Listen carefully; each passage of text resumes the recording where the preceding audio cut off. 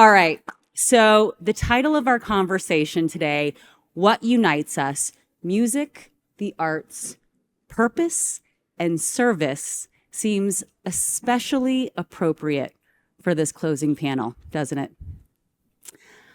As I started thinking about this topic and reflecting on the stories that I've heard from many of you over the past few days, I realized that in many ways it aligns with my own journey. You know, I was brought up in a home right here in Colorado that celebrated people, cultures, and languages from all over the world.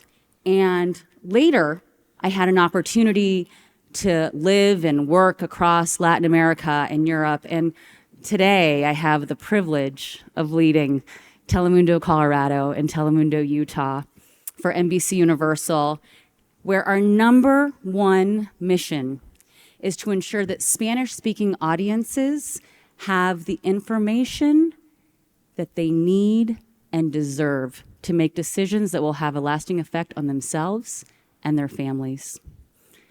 Throughout every single one of these experiences, I've witnessed something truly remarkable. And it's this, be it through sports, music, storytelling, service, or shared purpose.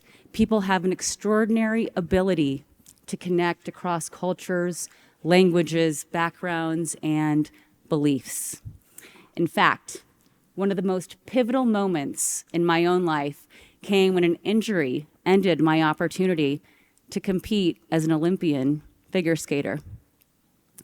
What felt like a setback at the time ultimately led me to Costa Rica, where I learned to truly love and appreciate my Hispanic heritage. And I gained a broader perspective of the world and learned that despite our differences, we share far more in common than we realize, every single one of us.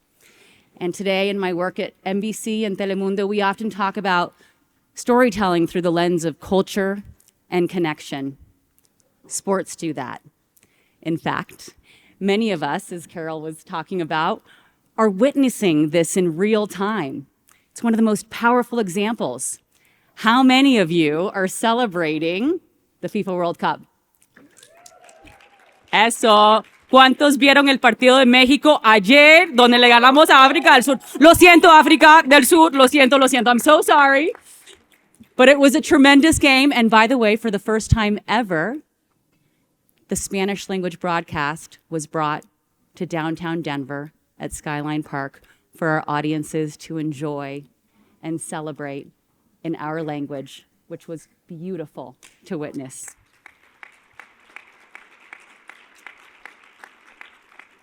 Over the next 37 days, we're not counting, fans from every corner of the world will unite around the beautiful game. So whether you're from Mexico, Brazil, Germany, the US, many other nations around the world, the excitement is universal. And one thing is for sure, el fútbol es mejor en español, así que no se olviden por Telemundo, por favor. It's definitely better in Spanish. That's the power of sports. Music also does that. The arts do too, as does service. They help us see ourselves in one another and remind us all of our shared humanity. And at a time when it can feel easy to focus on what divides us, this conversation is going to explore what brings us together and what unites us. And what I can tell you is that I am so very honored to be joining these incredible leaders on the panel today who do this every single day. So you can see up here, I'm going to be joined by Daniel Wachter.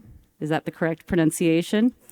All right, we're gonna correct it as the evening goes on. Hopefully not into the evening, just the afternoon, because I think we might be sitting between you and happy hour, so we'll try and get through. Daniel's president and CEO of the Colorado Symphony.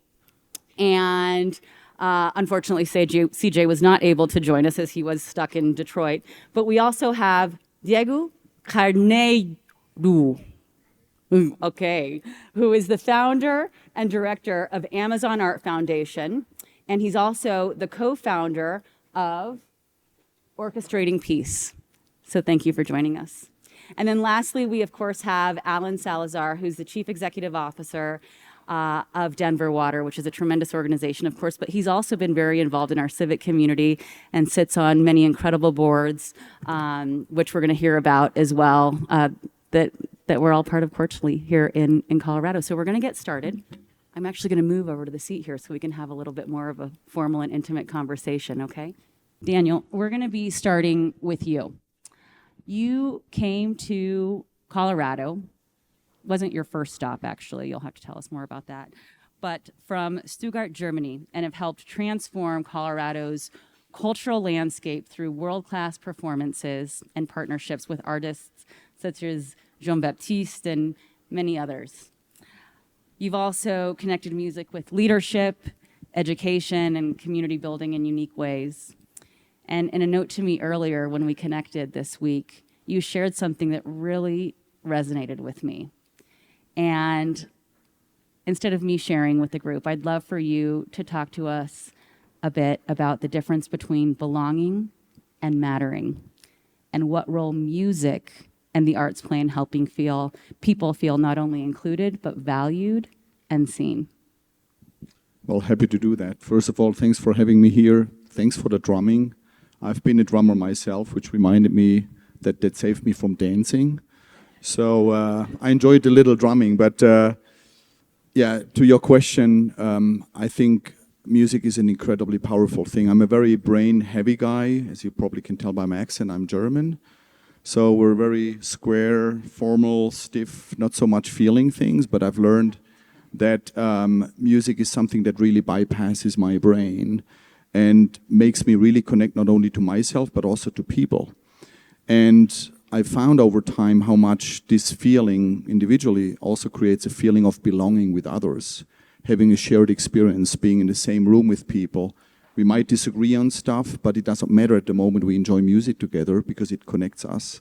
So I think that's a very important part that we try with the Colorado Symphony here to really, at Böttcher Concert Hall here downtown Denver, to create a place of belonging. If you drive by Böttcher Concert Hall, you see it on the west side. We have a banner even out there, you belong here. So that's kind of an invitation for you to come. But I think what's as important beyond being welcomed or belong is that what we do matters to you. What we do doesn't only make you feel welcome, but also changes you. And by the way, your presence in the audience has energy that changes the performance. Catherine Beeson sits here. She's one of our musicians, one of 80. And you know, as a president CEO, very often I sit in Friday night, Saturday night, Sunday, same musicians, same conductor, same soloist, same music. Every single time it's a very, very different performance. And whenever I ask Catherine and others, why is it different? Well, because of the audience really matters. So it's the matter of us, what we do to you, to connect with yourself as humans, to connect with other humans in a room, but also you have an impact to the performance. And I think that's something incredibly powerful. That's wonderful. I'm going to come back to you, Daniel, because we have a lot to talk about.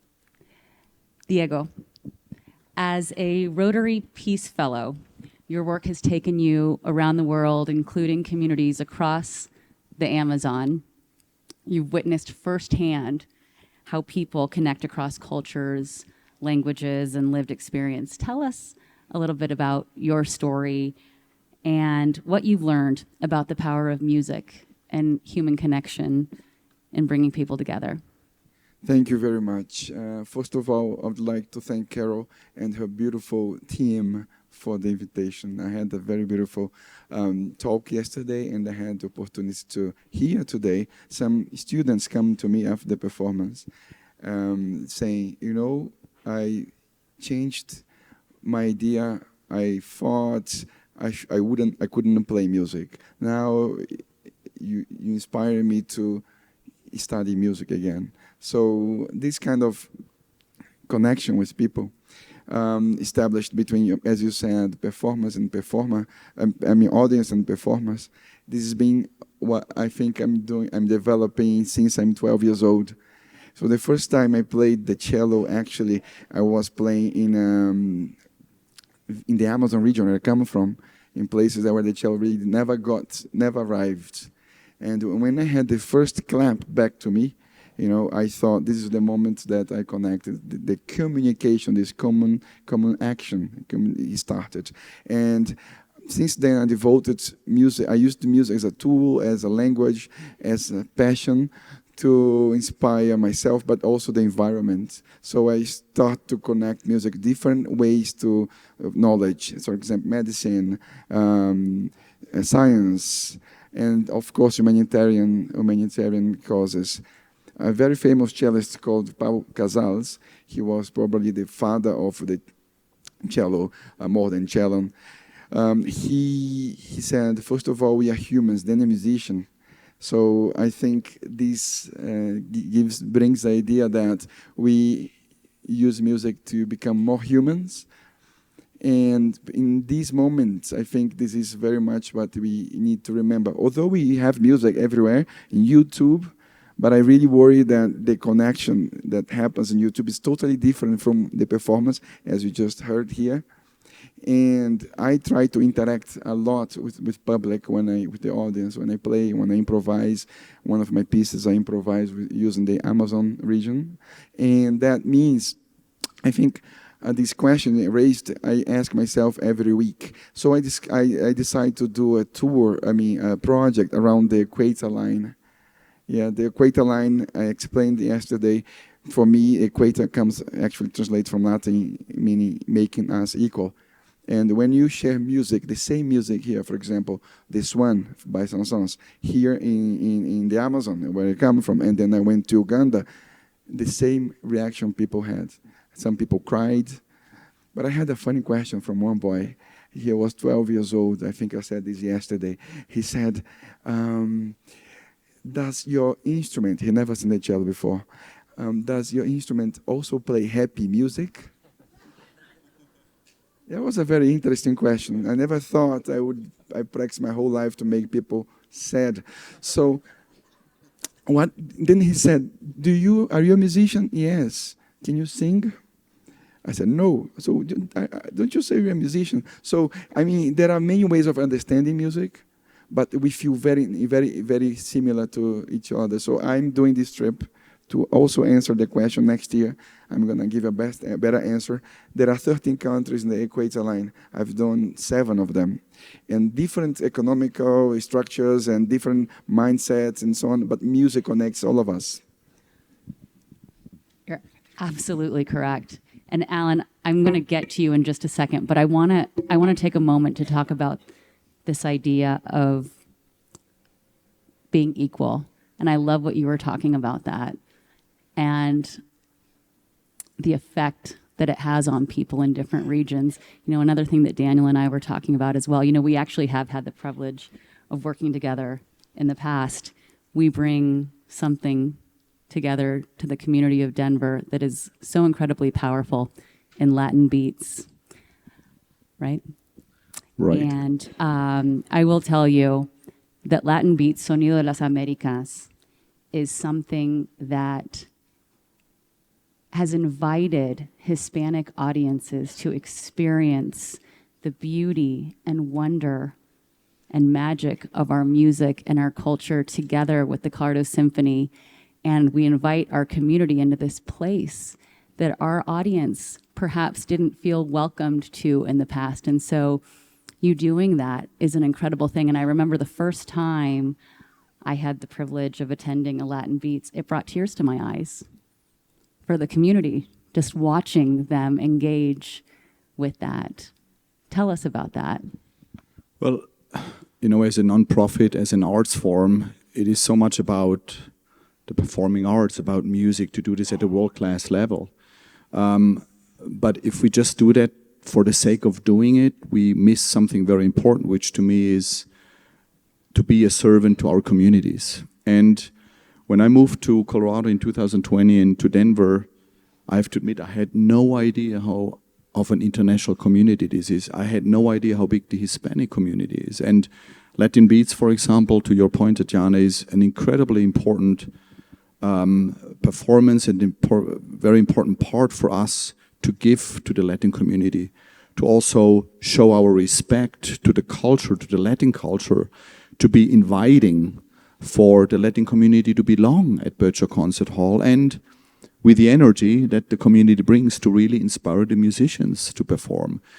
And this is one example, and again, your email this week meant so much to me when you exactly talked about the belonging and the mattering.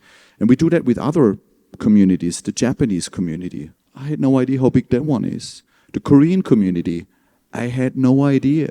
So we're a servant to the different communities, you know, and even our orchestra has musicians, 80 musicians from over 10 different nations. We are a very international community.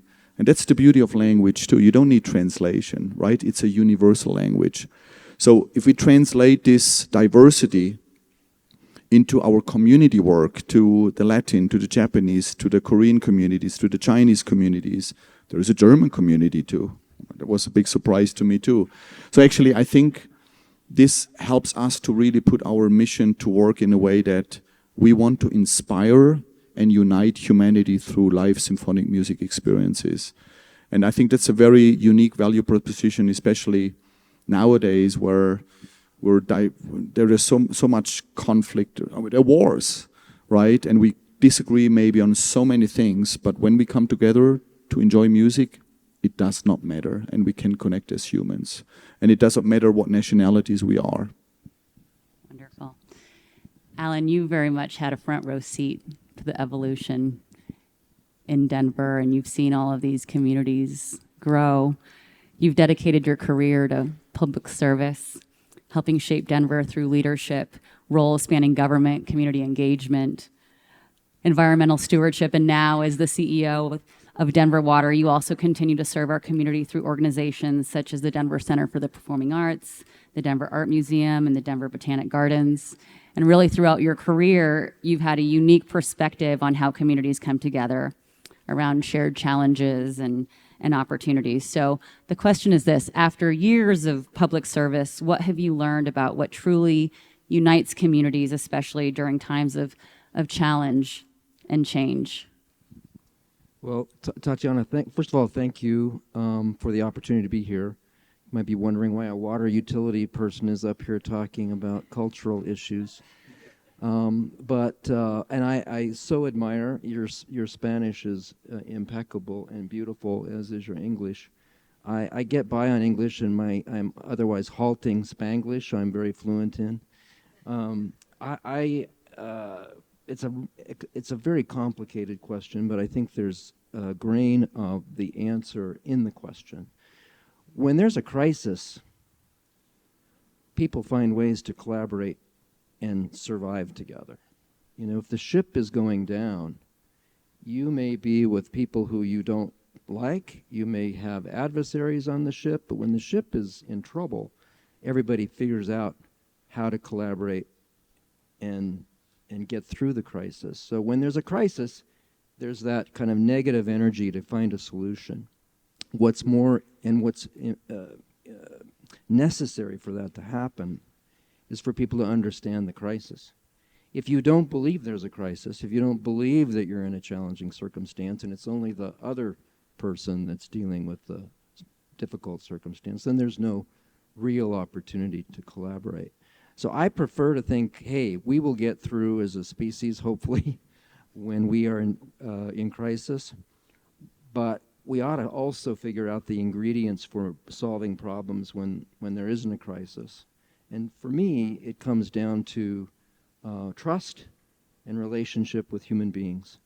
So you may have an adversarial relationship, whether it's government or politics or, you know, even in the water world, lots of conflict. If you can establish trust and you have a human relationship, it will get you through. Let me just extrapolate just a second, because we are living through a crisis, and I'm going to get into the water issue here. We're living through a historic drought that climatologists say is as bad as it has ever been, maybe going back to 1200 AD. So that's kind of scary, very scary. So for the water utility world, we are trying to figure out how we can get through this drought in a collaborative and cooperative way to share a resource that is diminishing. There is still debate, though, about what I think is the bigger crisis, and it's upon us, and I believe it's the crisis of climate. Hard to get a solution going when part of the people you are engaging don't believe in the crisis. I think young people can probably see this crisis in some ways more clearly than others. So the challenge is to agree that there's a problem to solve, and that would be my answer. You're so right about building trust, though. It's so incredibly important. You know, when I mentioned earlier this historic moment that we had yesterday as we gathered the community to watch for the first time ever a Spanish language match in downtown Denver, it wasn't just about the game. It wasn't just about language. It was more than that. It was about building trust with a community that contributes to the city of Denver in a really big way and deserves to be celebrated in the same way. And so finding those moments of building trust is so critically important. It's the same with Latin Beats. It's the building of the trust and inviting the community to have a conversation and to make everybody feel like they have a place in this city, in this state, in this country, in this world. So I love that you spoke about that. And in terms of language, I'll tell you, I think a lot of the people in this audience can tell you that it's never too late. So if you ever want to sit down and have a conversation in Espanol, I'm more than happy to do it. There you go, as well. That's right. All right. Diego, I want to follow up with you in terms of peace building. Clearly, you've been doing that around the world, but what lessons can all of us apply to our everyday lives and communities as we work to build peace? I think I have an analogy that I like to use from music, using music education to inspire peace building.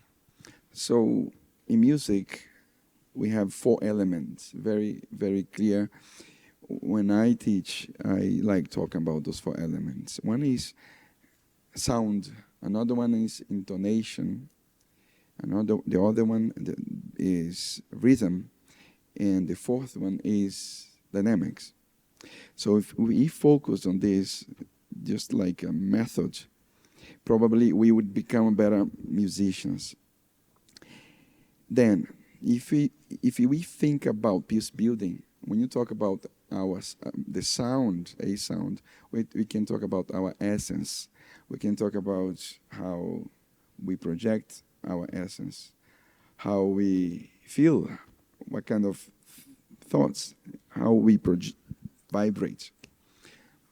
And if we improve that, we are starting the process, the first step into peace building. The second would be, as I said, intonation. And that's where it gets very interesting. And it's where you hear people sounds. You have to develop such deep way of listening to people that you can be helpful. So, but then it comes to a deeper, I think, level, which is realizing everybody has different rhythms. So I've been in more than 70 countries, and I find different rhythms, and how can we integrate them? How can we orchestrate them? And this is where you start understanding people. This is where you integrate, coordinate, and you create a safe environment. So, but then when you talk about music and you talk about melody, you have dynamics. And I think melody without dynamic doesn't really create magic. It doesn't really impact. Could be square, right? So when you talk about dynamics, it becomes, you have the tension and you resolve the tension. And that creates a beautiful feeling in music. When you talk about Bach, for example, which of course, we play all the time, he uses that a lot. And when you take the same idea to a peace building, you have to overcome our issues here by forgiving, understanding, but also teaching that in schools. So we create a dynamic that helps the world to be a more peaceful environment. That's wonderful. You know, talk of the environment and the elements, things like water, get me thinking about just elements in general. And actually, Daniel, you shared yesterday, following your trip to Germany, which I'd love to hear about. You just are getting back this week, where you were spending some time with the governor of Colorado, Governor Polis, on a trip to Munich.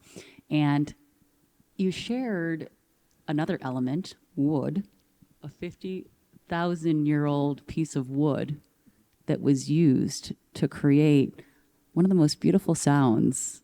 I just heard a snippet of it. But tell us about elements and music and all of these different things that come together to create this harmony between the elements, between people and time, culture, so many different things. You throw a lot of dimensions into this question, so it's loaded. So Just let me answer dissect one. it a little bit. So indeed, I was invited, or the Colorado Symphony, we were invited to join the governor's mission to Germany and to Poland. And especially because of the economic city-to-city partnership between Denver and Munich, through which the Colorado Symphony formed a partnership with an orchestra in Munich. But long story short, this is a mission to build bridges. This is a mission to kind of make economic partnerships, to get together culturally. And it was an incredible honor to be part of that. And we were invited Tuesday night to perform with musicians of that orchestra in Munich. So for the first time, we brought 2 musicians of that orchestra together with 2 musicians of ours. I traveled with our concertmaster and our principal cello. And I'm not kidding, both the governor and the consul general of the United States in Munich afterwards told us, guys, you made the difference tonight. And, you know, it was Yo-Yo Ma at one point of time who was a little bit bored to say, what do the arts need to do to have a seat at the table? We need to have a seat at the table. Until he realized the arts are the table. We bring people together. Again, it's universal language, no translation. And it was wonderful. It was a reception with about 80 people. There was silence, there was the performance. And no talking wasn't really needed. And we were really all together. Some were in tears. So mission accomplished. So we really connected people. So that's one of the bridges. Well, let's quickly talk about the instruments. Obviously, what I've learned from my friend who is a violin maker in Germany is that he builds violins, violas, cellos, so the instrument that you play. But ultimately he says, my job is not done with building an instrument. I need to build an instrument to make a person sound. So I serve a person to bring that person to sound. And I took our 2 musicians to visit him on Tuesday. And indeed, he just finished a violin made out of wood that is 50,000 years old. So there's nothing wrong with the number. It sounds crazy, but it is. So actually what happened, there was a 3,000-year-old piece of wood that got buried in a swamp in New Zealand and just rested there for 50,000 years. So proper analysis, this is true. So, and just to comprehend it a little bit, imagine a piece of wood that is 50 centimeters long. Oh, sorry, it's not centimeters here, it's inch, right? So about that long. And take your thumb, and your thumb represents about 2,000 years, the birth of Christ. Bring that into the dimension what 50,000 years mean. And he built a violin out of this, and our concertmaster, Yumi, brought this wood to sound, and it was just amazing. So there is a little bit of bridge of time. We talked about a bridge of people, bridge of culture, to touch people, but also the wonderful instruments that are needed.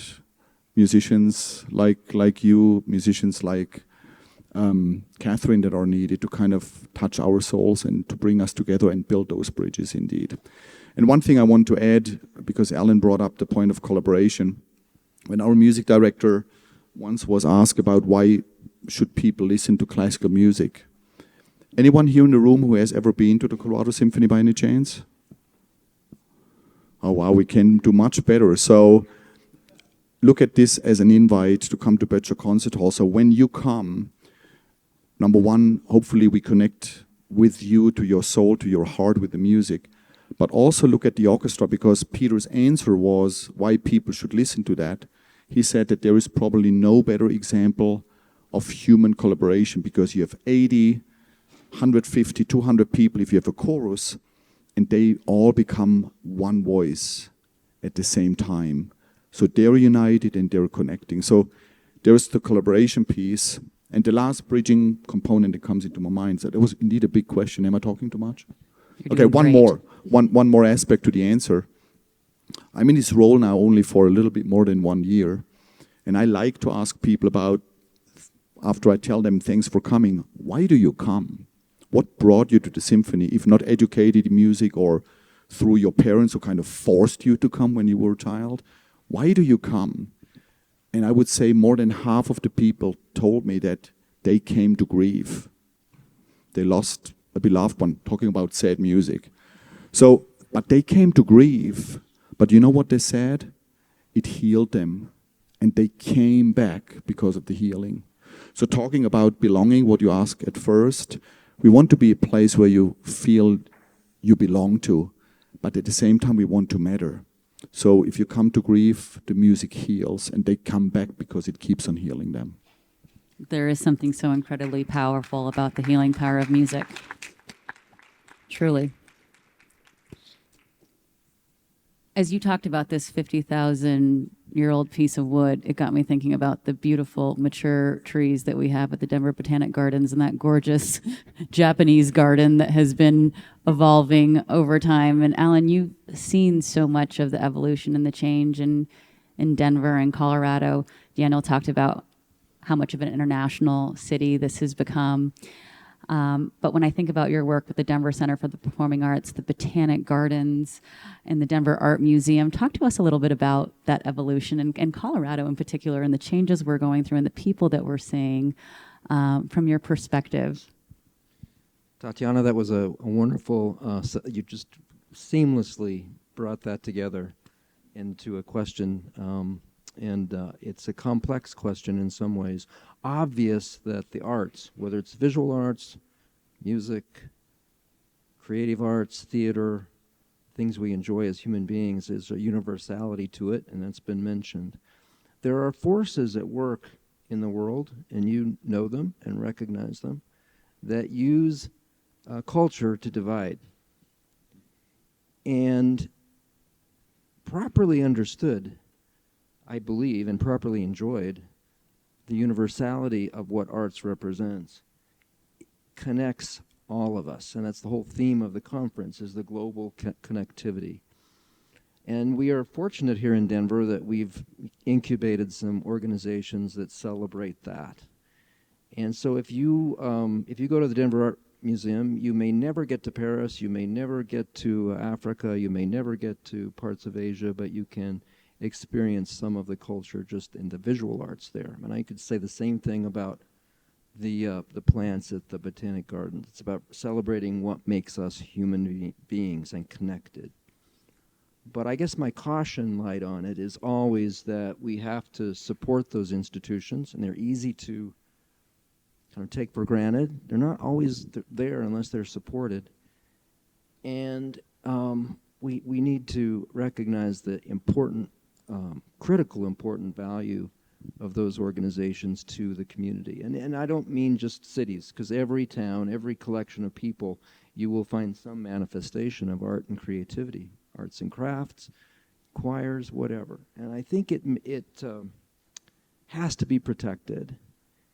And the reason I go to a little dark place with it is because I think, again, there are folks who want to use culture to divide, and we have to always be guarding against that.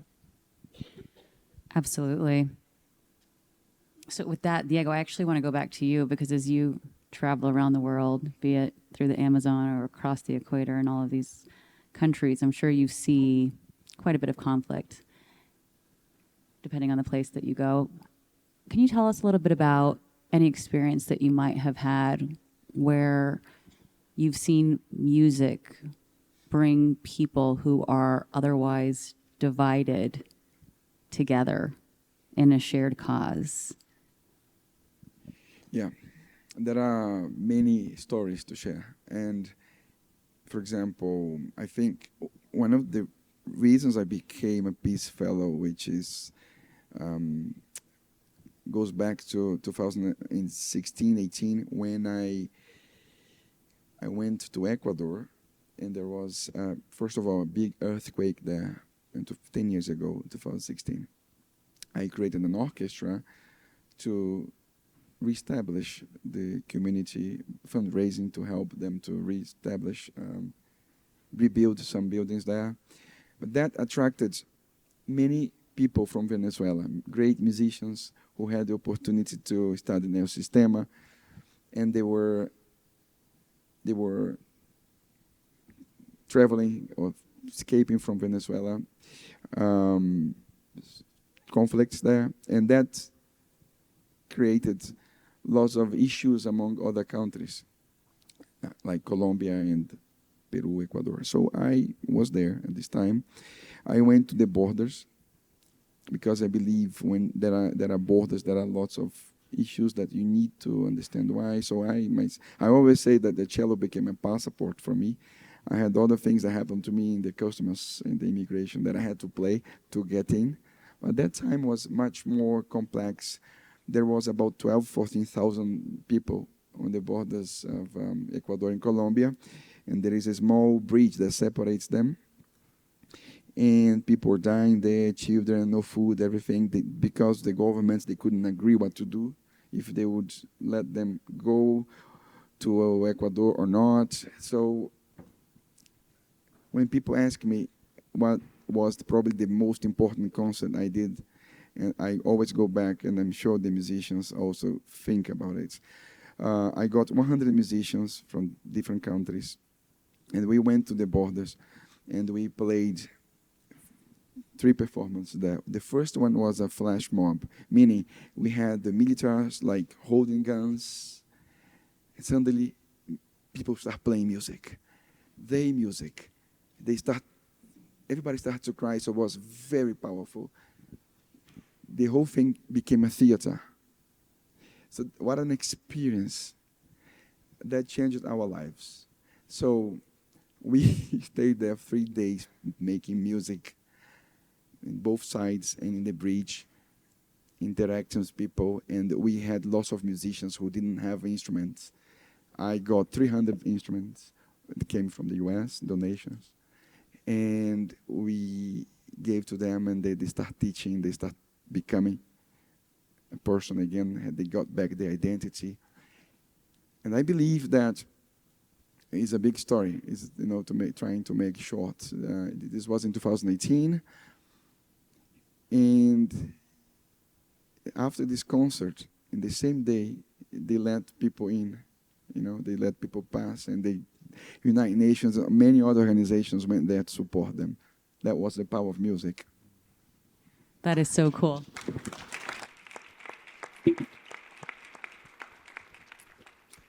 I wasn't planning on sharing this story, but I feel like I have to because we haven't talked about sports enough. Sorry, I know I've been talking about sports quite a bit, but I just have to tell you about this one experience that I had.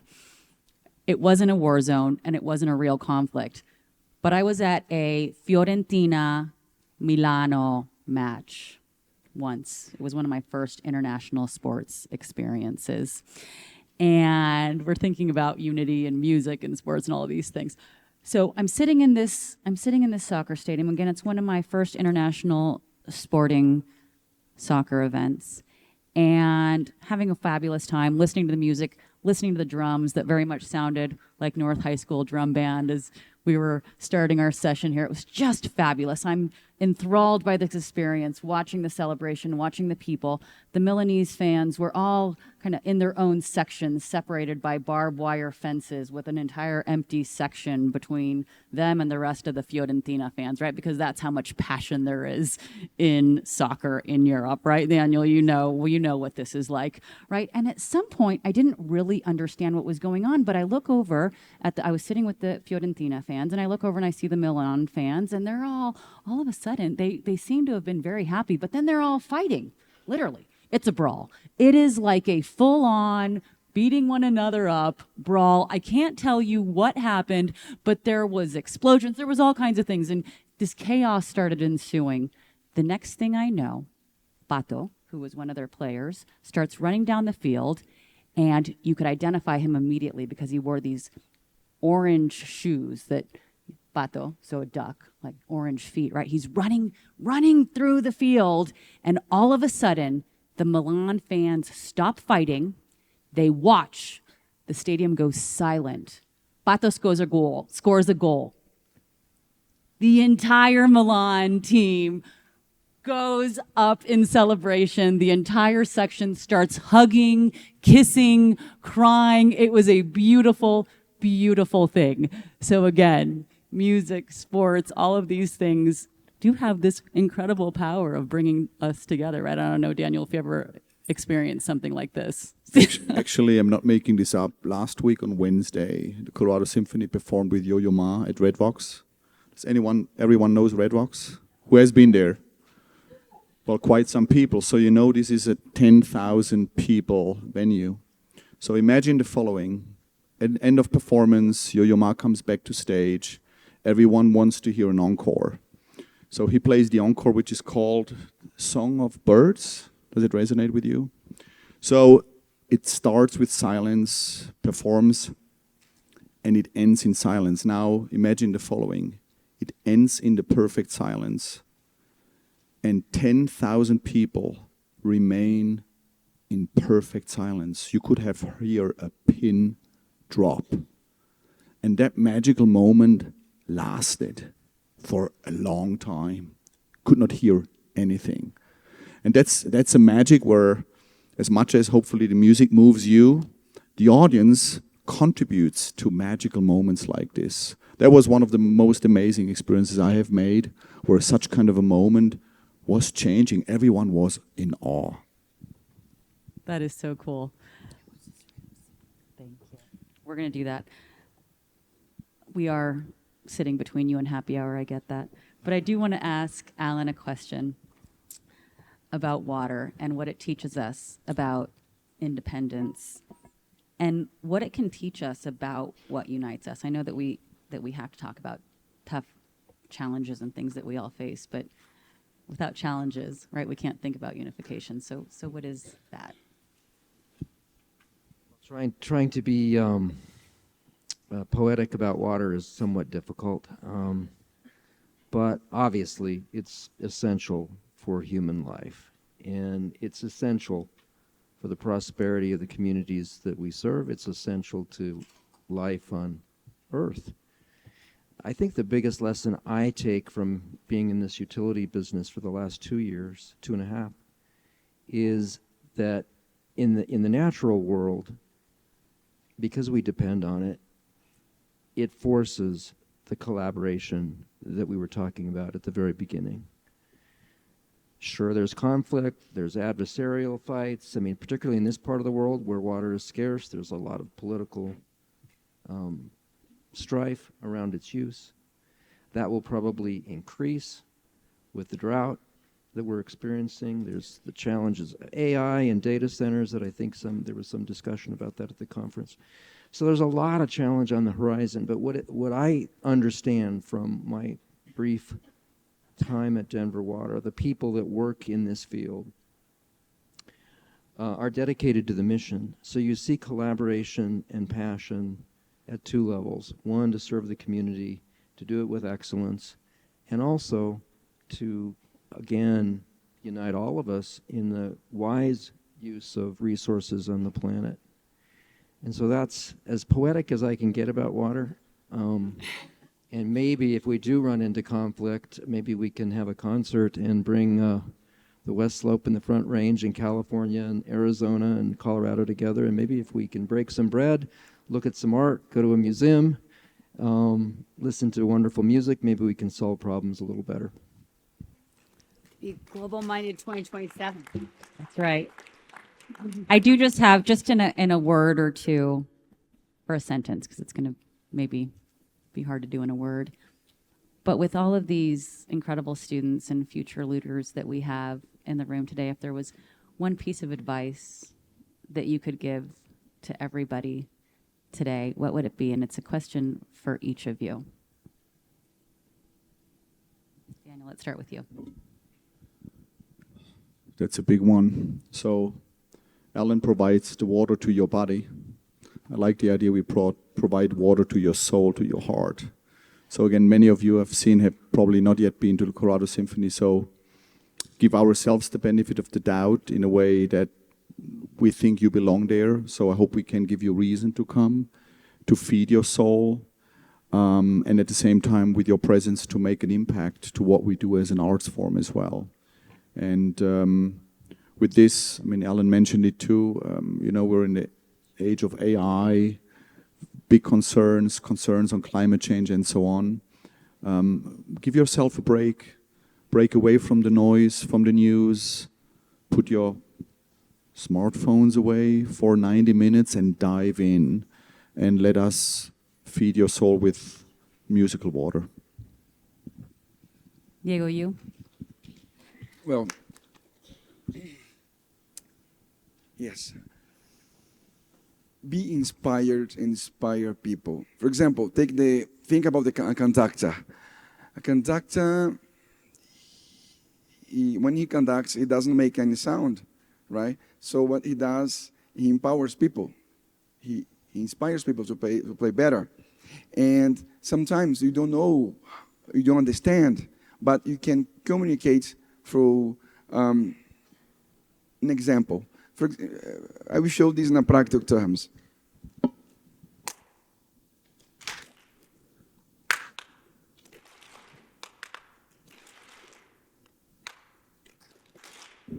You became an orchestra now.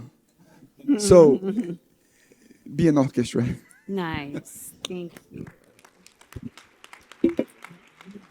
Alan, you were already so poetic. If you have anything else. That's hard to follow.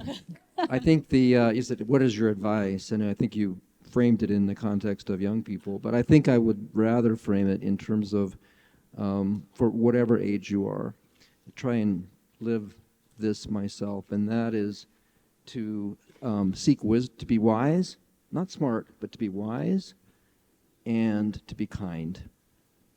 And I think kindness is often overlooked as a power to move big topics and challenges, because we think in terms of who's the strongest in the room, who has the cards to play, who is the big, who swings the bat. And I find that people that inspire me often are people who are not just smart, but wise and also kind. Awesome.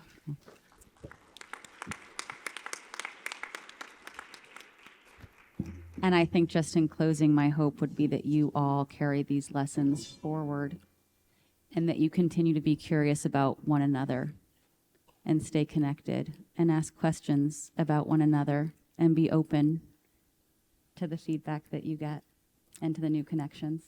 Awesome. Thank you all so much.